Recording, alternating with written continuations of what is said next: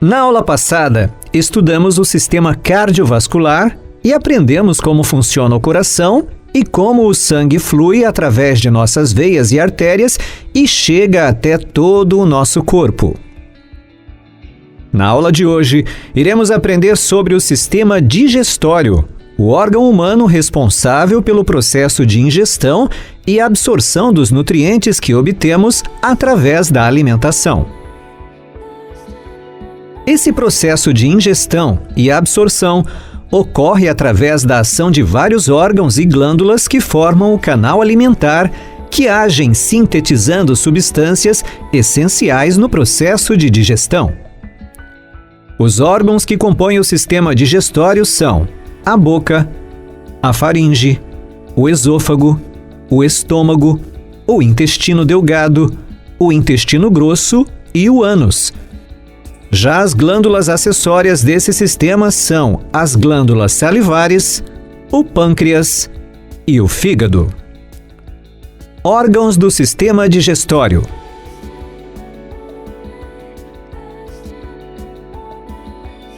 Os órgãos do sistema digestório são responsáveis por garantir a ingestão do alimento, sua digestão, a absorção dos nutrientes e a eliminação do que não é necessário para o corpo.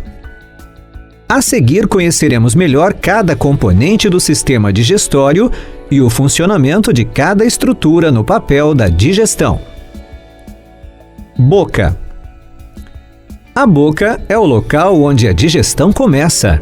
Nossos dentes realizam a digestão mecânica, garantindo que o alimento seja rasgado, amassado e triturado. Além da atuação dos dentes, o alimento que está na boca sofre a ação da saliva, que é secretada pelas glândulas salivares.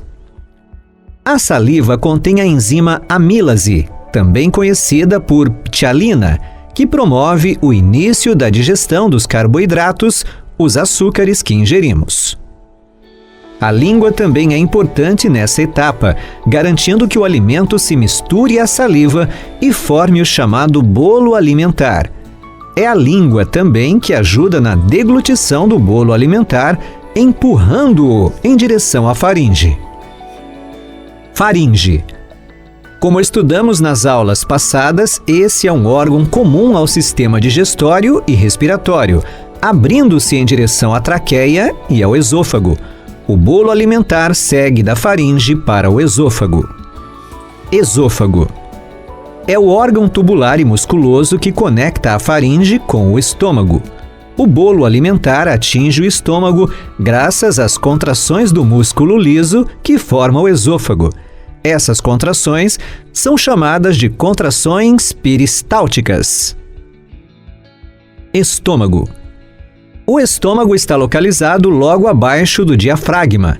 Nesse órgão, o bolo alimentar sofre a ação do suco digestivo, chamado suco gástrico, que é misturado graças à atividade muscular do órgão. Nesse momento, o bolo alimentar passa a ser chamado de quimo.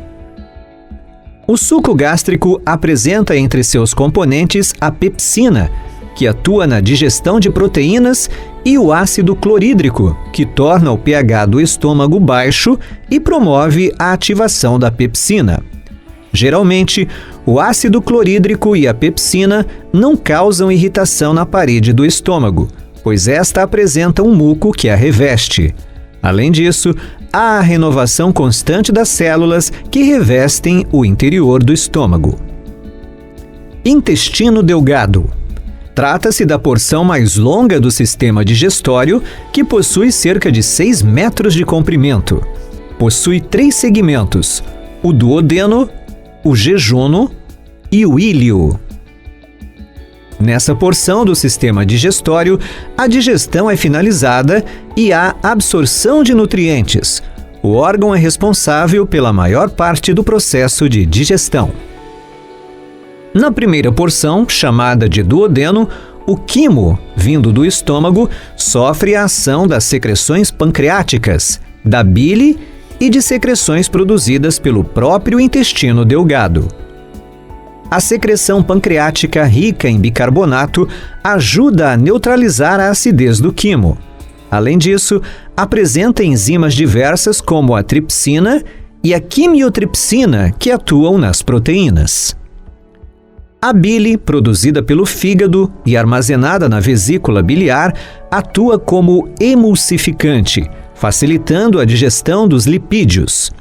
Já a secreção produzida pelo intestino delgado é rica em enzimas que agem quebrando o alimento para facilitar a absorção dos nutrientes. O jejuno e ilho, as porções seguintes do intestino delgado, atuam principalmente na absorção de nutrientes, graças à presença de vilosidades e microvilosidades. As vilosidades são dobras no revestimento do intestino, enquanto as microvilosidades são projeções nas células epiteliais do intestino. Intestino grosso. Com cerca de 1,5 metro de comprimento, esse órgão é responsável pela absorção de água e formação da massa fecal. Além disso, divide-se em seco, cólon e reto. No seco, observa-se uma projeção chamada de apêndice, bastante conhecida por sua inflamação, que é chamada de apendicite. O reto termina em um estreito canal chamado de canal anal, que se abre para o exterior do ânus, por onde as fezes são eliminadas. Glândulas acessórias do sistema digestório. As glândulas acessórias do sistema digestório liberam secreções que participam do processo de digestão. São elas: glândulas salivares, responsáveis pela produção da saliva, uma substância rica em água, mas que também apresenta outros componentes, como enzimas e glicoproteínas. A saliva ajuda a lubrificar o bolo alimentar e também possui ação antibacteriana.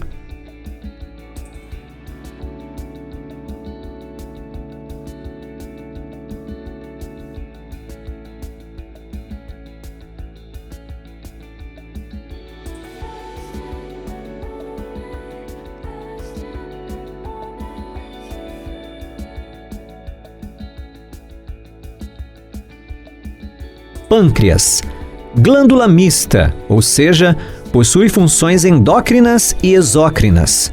Sua porção exócrina é responsável pela produção do suco pancreático, que apresenta uma série de enzimas que atuam na digestão, além de bicarbonato, que neutraliza a acidez do quimo.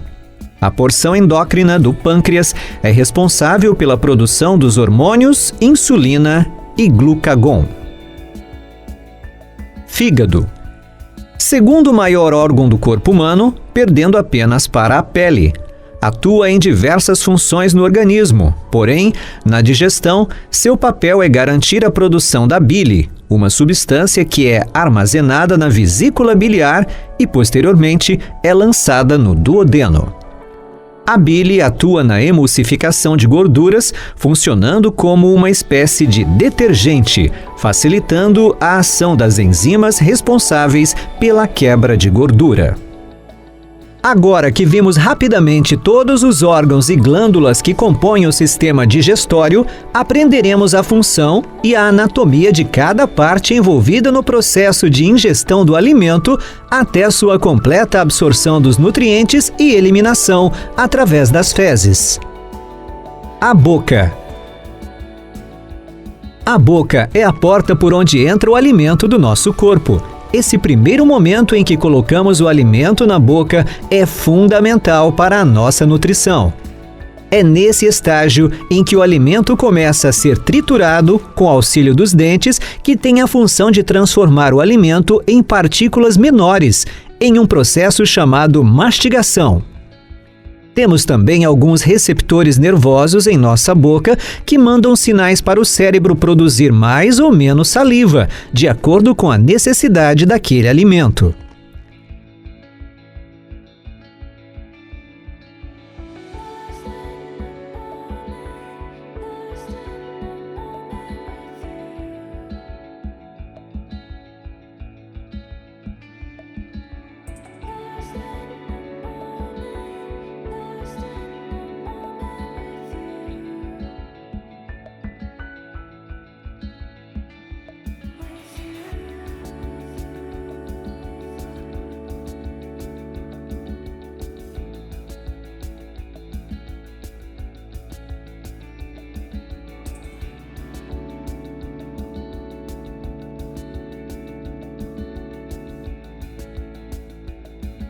A saliva tem como função lubrificar e diluir o alimento, facilitando a mastigação, a gustação e a deglutição, além de proteger contra bactérias e umedecer a boca.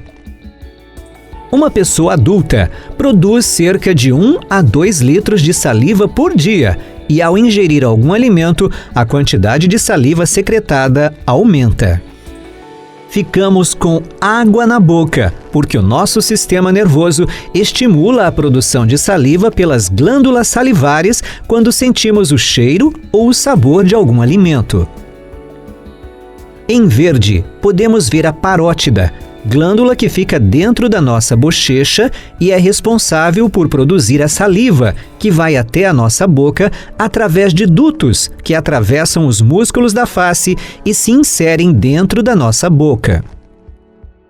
A língua também é uma estrutura encontrada na boca e possui relevância no processo de digestão, uma vez que mistura o alimento triturado com a saliva e empurra-o para trás para que ocorra a deglutição.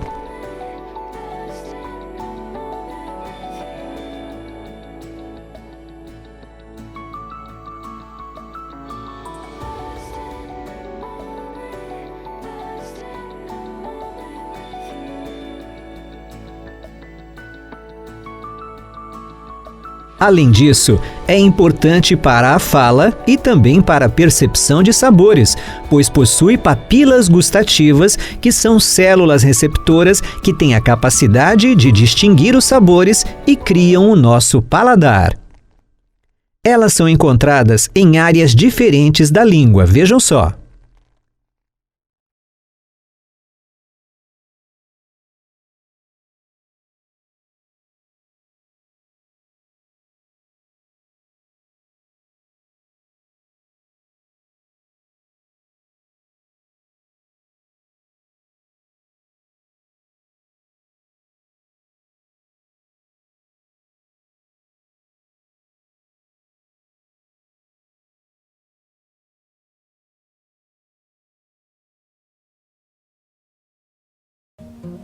O alimento estando na boca, nesse vídeo a gente vê essa pasta amarela, a língua faz um movimento empurrando o alimento para trás. A nossa garganta tem aquela região que a gente chama de campainha, o nome correto é palato mole. Ela sobe para impedir a entrada do alimento para o nariz. Nesse momento o alimento cai na faringe, que é o órgão que funciona tanto para a via aérea quanto para a via de alimentação.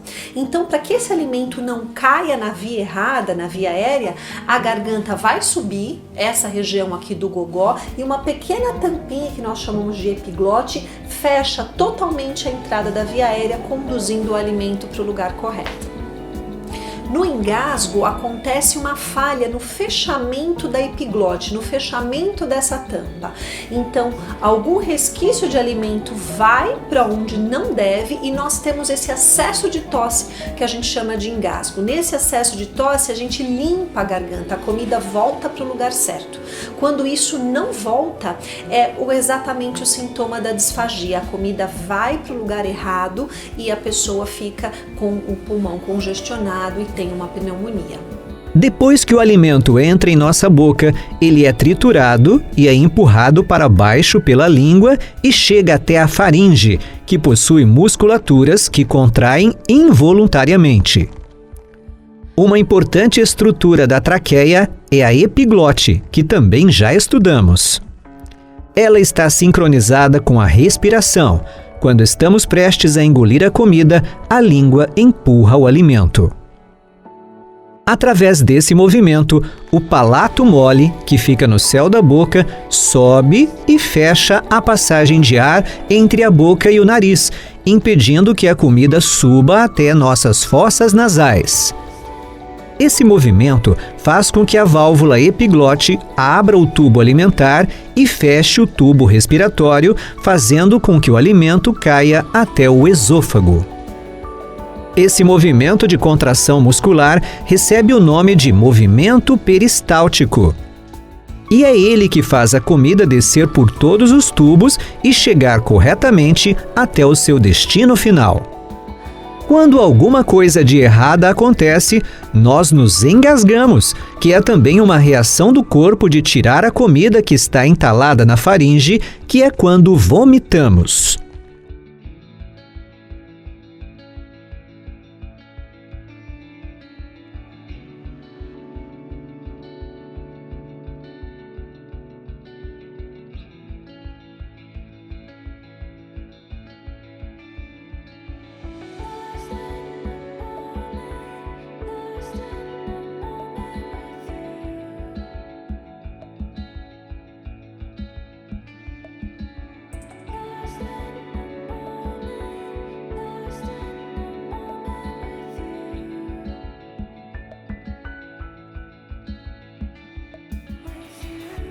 Em seguida, a comida passa até o esôfago, um canal que conduz o alimento até o estômago. Ele é composto por uma mucosa que reveste o canal esofágico, uma submucosa, uma camada muscular que é responsável por realizar os movimentos peristálticos, e uma camada chamada de adventícia, que é a parte de fora do tubo esofágico, onde passam as artérias que mandam sangue para o esôfago e irrigam o estômago.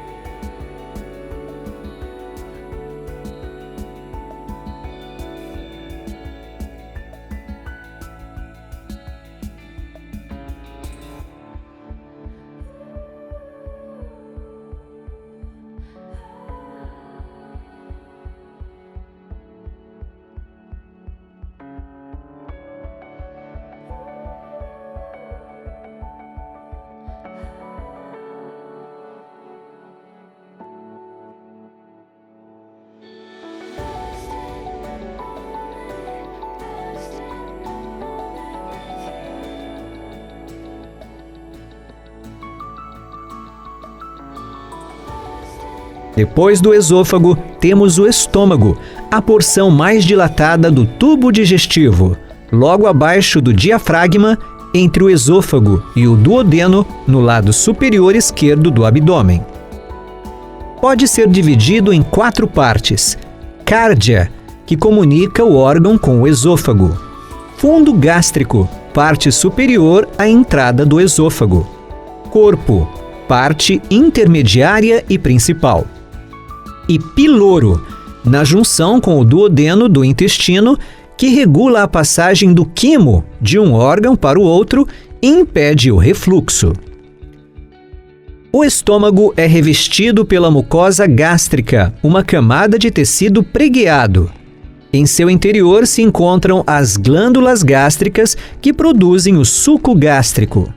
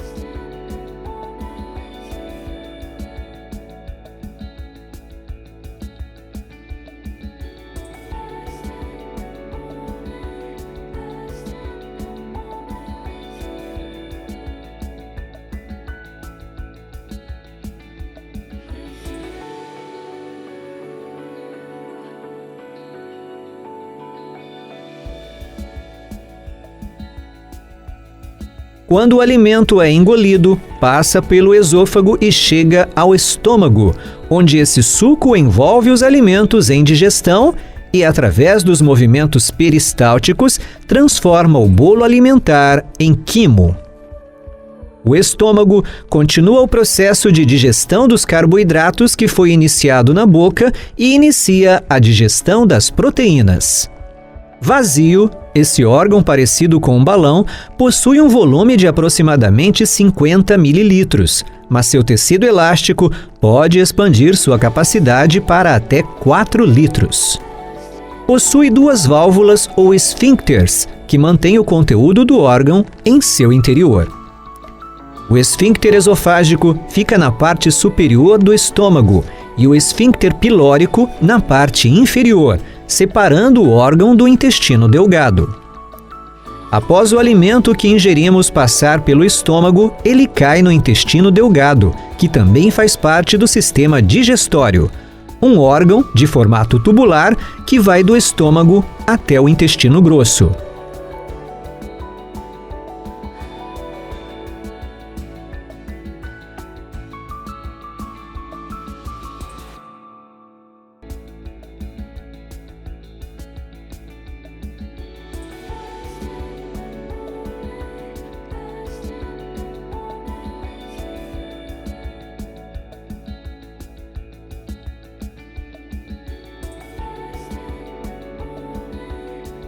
É composto de 3 partes: duodeno, que fica logo após o estômago, o jejuno, na parte central, e o íleo, que fica próximo do intestino grosso e que estudaremos a seguir. O intestino delgado inicia-se no piloro, constrição musculosa que separa o estômago do intestino delgado e segue até a válvula iliocecal, que separa os 2 intestinos. O duodeno é a primeira parte do intestino delgado. Já o jejuno e o íleo não são fáceis de diferenciar. O interior do intestino delgado é revestido de vilosidades intestinais que absorvem as substâncias digeridas. Cerca de 80% da digestão ocorre no duodeno, região rica em enzimas, produzidas por 3 órgãos como o próprio duodeno, o fígado e o pâncreas. O duodeno produz o suco intestinal, que se mistura ao suco pancreático, que é produzido no pâncreas, e ao suco biliar, produzido no fígado e expulso pela vesícula biliar para auxiliarem a digestão. O duodeno recebe o quimo e, graças à ação das enzimas ali encontradas, este é transformado em quilo, produto final da digestão. As vilosidades intestinais, então, absorvem os nutrientes úteis ao organismo e as substâncias residuais do processo digestivo passam para o intestino grosso.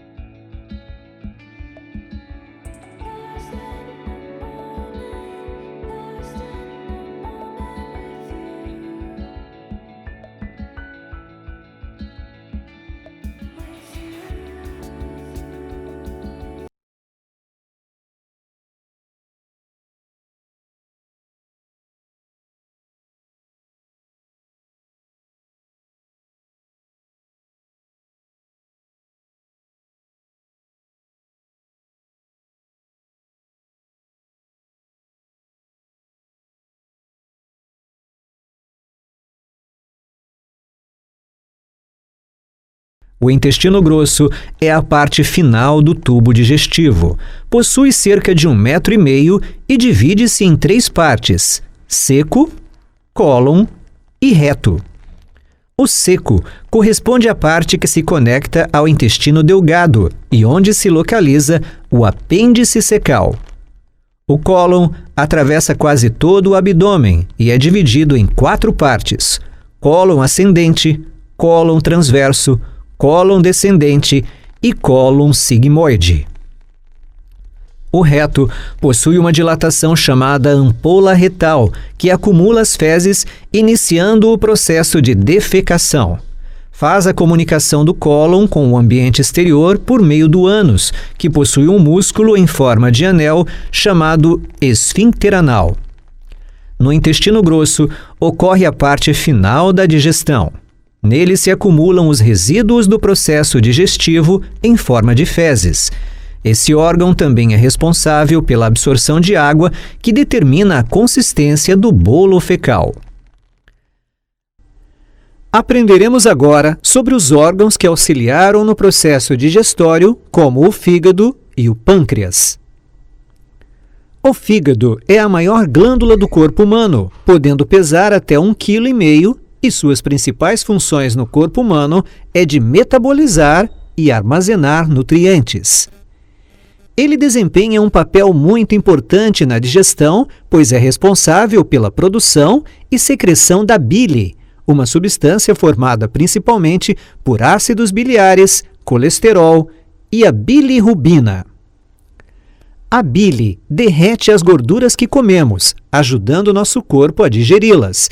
Ela age como um detergente, facilitando a quebra das moléculas de gordura. O fígado é também o órgão responsável por filtrar o sangue. Por esse motivo que diversos problemas relacionados à má alimentação causam problemas no fígado, como a cirrose, que é o excesso de cereais como o álcool e a desnutrição. Pâncreas. Uma outra glândula que age no processo de digestão do corpo humano é o pâncreas, órgão responsável pela produção de insulina e de enzimas que ajudam a digestão, bem como de outras substâncias que regulam os níveis de açúcar no sangue e participam de reações metabólicas.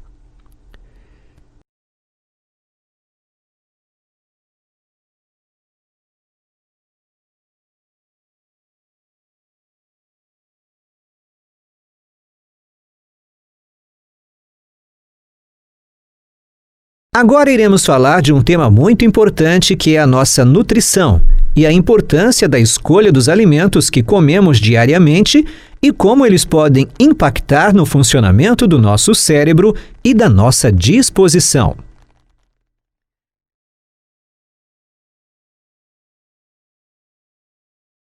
Existe uma relação direta entre os alimentos que ingerimos, o nosso intestino e o nosso sistema nervoso, que veremos nas próximas aulas.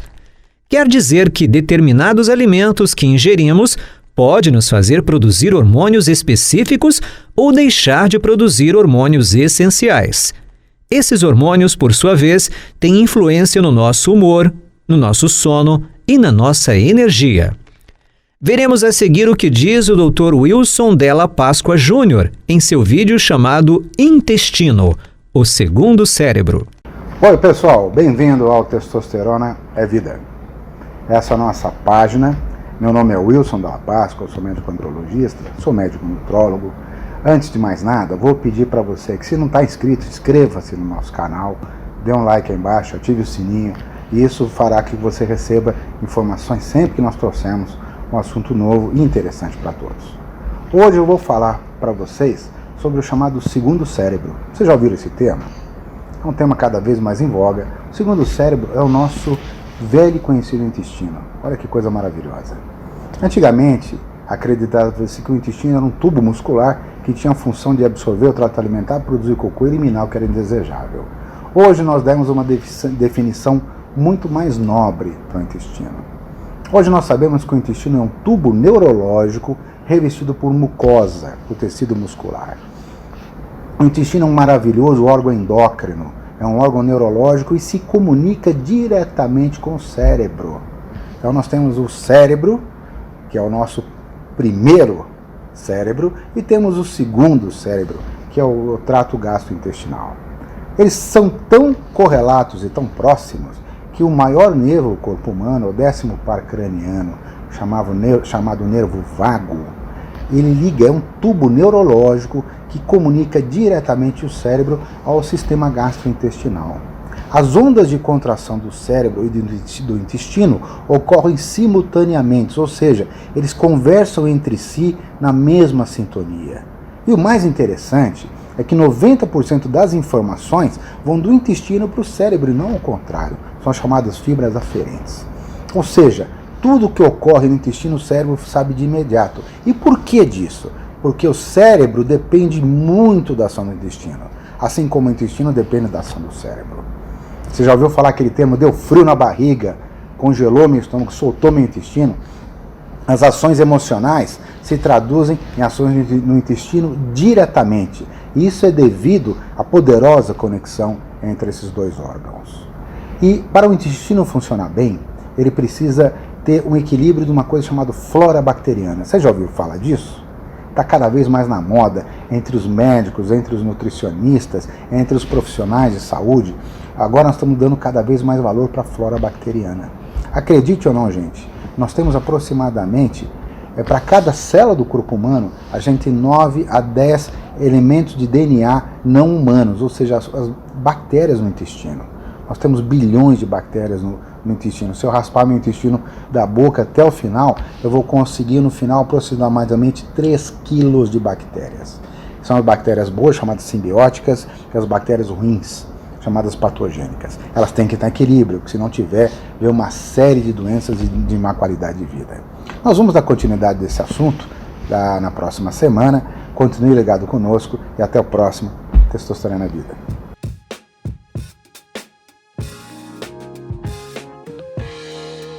O sistema digestório é formado por diversos órgãos que atuam juntos para conseguir retirar dos alimentos as substâncias necessárias para o nosso corpo. O amido, que é um açúcar, só pode ser aproveitado após ser quebrado em partículas menores. Marque a alternativa que indica corretamente onde se inicia a digestão do amido. Alternativa A, boca. Alternativa B, faringe. Alternativa C, estômago. Alternativa D, intestino delgado. Alternativa E, intestino grosso. Alternativa A, na boca é liberada a amílase salivar, também chamada de ptialina, que é responsável pela quebra de amido e glicogênio. O pâncreas e o fígado são glândulas anexas do sistema digestório humano. Entre as funções do fígado, destaca-se a capacidade de produção de uma substância que atua emulsificando gorduras. Essa substância recebe o nome de alternativa A, tripsina, alternativa B, pepsina, alternativa C, bile, alternativa D, amílase, alternativa E, lípase pancreática. Alternativa C, o fígado produz a bile, que funciona como uma espécie de detergente, emulsificando as gorduras. Vale destacar que a bile não possui enzimas. O esôfago é um dos órgãos que atuam no sistema digestório, fazendo a ligação da faringe até o estômago. Considerando seu papel no processo de digestão, assinale a alternativa que indica como o esôfago atua. Alternativa A, através da liberação de ácidos. Alternativa B, através de movimentos peristálticos. Alternativa C, através do esfíncter, que se mantém aberto. Alternativa D, através da ação de enzimas diluidoras do alimento. Alternativa E, através da liberação parcial do espaço para a passagem do alimento. A alternativa correta é a letra B. O esôfago funciona através de movimentos peristálticos, que fazem com que o alimento chegue até o estômago. O intestino grosso é um órgão de aproximadamente 50 centímetros de comprimento e 7 centímetros de diâmetro, podendo ser dividido em seco, colo e reto. Esse órgão está relacionado com alternativa A, a digestão mecânica do alimento. Alternativa B, a digestão de gorduras. Alternativa C, a digestão de proteínas. Alternativa D, a absorção de água. Alternativa E, a quebra de amido. Alternativa D, No intestino grosso ocorre a absorção de águas e sais minerais, bem como a formação das fezes. Vale destacar que é grande a quantidade de bactérias nessa região. Chegamos até o fim de mais uma aula. Espero que tenham aprendido bastante. Não esqueçam de realizar o download do material PDF. Até a próxima aula!